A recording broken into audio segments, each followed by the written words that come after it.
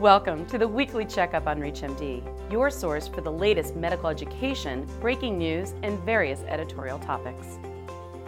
This week, we examine whether sleep or exercise is more important to overall health. Is exercising always a must, regardless of fatigue levels? Current data suggests that fitting in time for both rest and exercise is equally important. But should patients jump out of bed for that morning jog or just hit the snooze? According to the National Sleep Foundation, the answer is simple: listen to your body. If your patients complain about physical and mental exhaustion throughout the day, suggest that they experiment with different exercise and sleep schedules to find their sweet spot. Fitting in time for both adequate sleep and physical exertion is crucial for health. To see the full list of pros and cons for sleep and exercise, visit the medical news section of ReachMD.com or download the ReachMD app. July is Medical Education Month. Stay up to date with our new Medical Education Month playlist available on ReachMD. Here is Dr. John Russell to explain more. Hello, I'm Dr. John Russell, here to talk to you a little bit about ReachMD's Medical Education Month.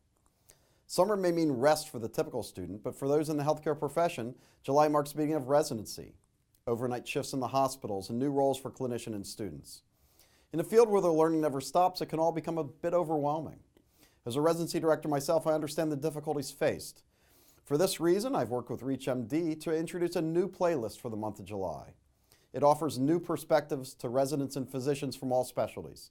To learn more, head to www.reachmd.com/medical-education. After catching up on the latest medical education, check out our exciting new program from Penn Medicine featuring the world's first hand transplant on a child. In the episode entitled Groundbreaking Child Bilateral Hand Transplant, hear from the chairman of orthopedic surgery at Penn Medicine as he discusses this new surgical approach. For those of you recommending exercise to your patients on well visits, learn about the various health benefits of weightlifting for women in this edition of What Your Patients Are Talking About with Dr. Brian McDonough.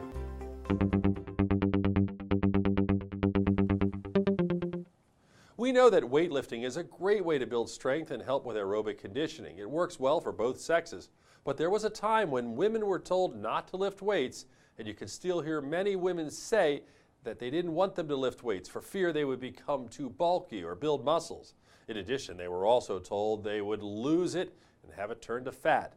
That could not be farther from the truth. First, when a person builds muscle, the muscle actually helps increase the basal metabolic rate or metabolism. In addition, lifting lighter weights with multiple repetitions helps build core strength. The important thing to do is make certain that you know what you're doing so you don't injure yourself. This applies to anyone lifting weights. You should also continue to keep aerobics as part of your workout. Weightlifting can certainly be a big part of your exercise program. You can watch the rest of this series by visiting ReachMD.com, downloading the mobile app, or listening on any of our available platforms. On behalf of everyone at ReachMD, thank you for joining us today. I'm Sherry Neely, as always, inviting you to be part of the knowledge.